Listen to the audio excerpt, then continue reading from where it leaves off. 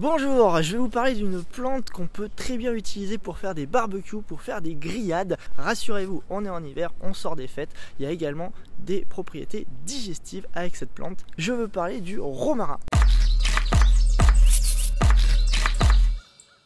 Nous sommes aujourd'hui dans le jardin du musée de la Romanité. C'est un jardin dans lequel on a essayé de récupérer toutes les plantes cultivées par les Grecs et par les Romains. Et comme vous pouvez le constater, il y a énormément de romarin.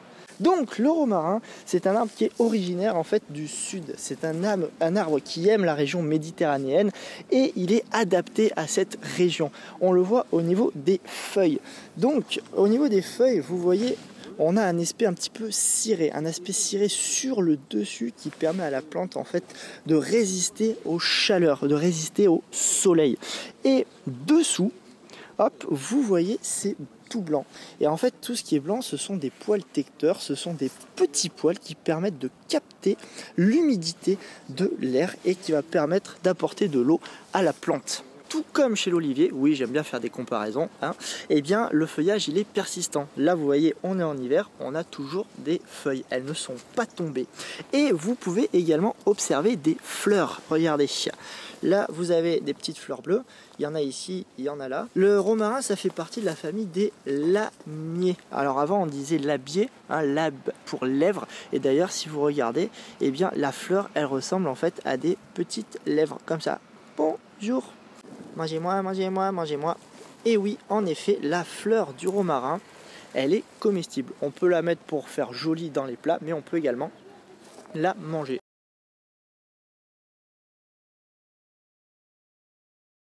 Le romarin, il peut être utilisé par voie interne et par voie externe. Donc, il suffit à chaque fois d'utiliser des feuilles sèches et on va les faire infuser. Ou alors, on peut utiliser de l'hydrolat. L'hydrolat, en fait, c'est l'eau qui va résulter une fois qu'on a fait la distillation. Et donc, quand on fait la distillation, vous avez l'huile essentielle d'un côté et l'eau qui en résulte, c'est l'hydrolat. Soit vous utilisez l'infusion que vous allez appliquer sur une compresse et que vous allez tamponner, soit vous avez votre hydrolat que vous pouvez pchiter directement sur le visage. Ça va avoir une action astringente, une action tonique, donc ça vous réveille. Toujours par voie externe, là on va avoir une action antiseptique, donc si vous vous blessez, vous pouvez appliquer ça dessus. Ou alors si vous êtes tout simplement dans la nature et que vous n'avez rien, vous prenez des feuilles et vous allez les écraser sur la plaie et du coup vous aurez cette action antiseptique. Et on a également une action sur la circulation et la microcirculation. Microcirculation, ça va servir au niveau cérébral, au niveau capillaire, donc ça va ralentir la chute des cheveux. Et une action donc sur la circulation générale, donc là ça va plutôt être sur les jambes lourdes. Donc là pareil, vous utilisez vos compresses que vous allez appliquer sur vos jambes en fin de journée. Le romarin par voie interne, donc là on va faire une infusion. Ok, on prend des feuilles qu'on aura fait préalablement sécher et on prend l'équivalent d'une cuillère à café pour une tasse. On fait une infusion de 5 minutes. Cette infusion, vous pouvez le prendre le matin. Et le matin, ça va en fait avoir une action tonique. Ça va vous réveiller au niveau cérébral. Donc en fait, si vous tombez à court de café, vous pouvez parfaitement prendre une infusion de romarin. Le romarin, il a également du cinéole à l'intérieur. Et le cinéole, en fait, c'est un phénol qui va lui donner des propriétés expectorantes. Donc, c'est pour ça que dans des tisanes expectorantes, vous pouvez retrouver du romarin. Ça va permettre de faire sortir le mucus au niveau des bronches. Donc, si vous êtes enrhumé, d'ailleurs, ça tombe bien, c'est l'hiver, hop, tous au romarin.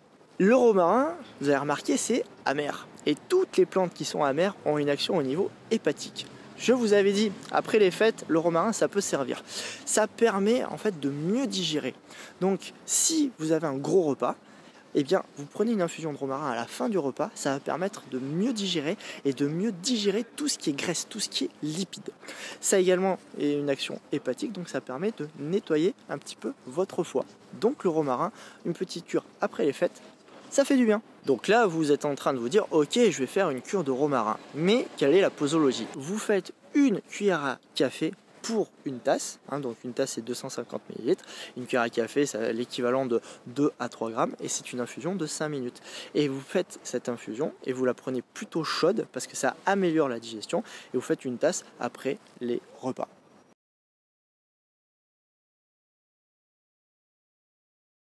Allez, vous avez été sage, vous avez droit à quelques petits tips. Premier tips avec le bain de romarin. Le bain de romarin, en fait, c'est fortifiant. Donc vous allez utiliser 3 poignées de plantes de romarin, alors 3 poignées de feuilles sèches de romarin que vous allez mettre dans votre bain. Ça va permettre d'avoir une action au niveau des rhumatismes, ça permet donc de soulager les douleurs rhumatismales et ça permet également de réveiller. On a dit que le romarin avait une action stimulante au niveau cérébral. Donc c'est pour ça que le bain de romarin, on ne le fera pas trop le soir, on le fera plutôt en début de journée ou alors à la mi-journée, mais pas le soir. Tips numéro 2, je vous ai parlé tout à l'heure des cheveux, de la circulation, de la microcirculation cérébrale.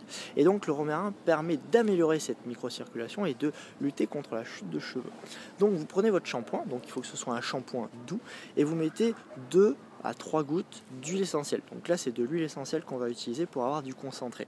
Vous mettez ça dans votre shampoing et vous appliquez sur vos cheveux. Vous attendez 5 minutes, donc pendant ce temps-là, vous prenez votre douche, vous attendez 5 minutes et puis après vous allez rincer. Vous faites ça, à chaque fois vous allez vous laver les cheveux. Donc en général c'est 2 à 3 fois par semaine, pas plus. Tips numéro 3, le massage avec du romarin. On peut masser soit avec de l'huile végétale, soit avec de l'alcool. Donc huile végétale, vous prenez une huile végétale naturelle, du macadamia, de l'amande douce, de l'arnica, et vous mettez pareil de l'huile essentielle de romarin à l'intérieur. Donc on va mettre 2-3 gouttes d'huile essentielle de romarin pour une pression de l'huile végétale. Et ça vous allez masser, et vous massez vos muscles, ça va permettre de soulager les douleurs musculaires. Si vous utilisez de l'alcool, donc là vous utilisez en fait de l'alcool modifié et vous mettez pareil 2-3 gouttes d'huile essentielle de romarin et là en fait vous allez frictionner, donc vous pouvez frictionner vos muscles mais plus les articulations avec l'alcool et ça va permettre de soulager tout ce qui est douleur rhumatismale de type arthrite par exemple.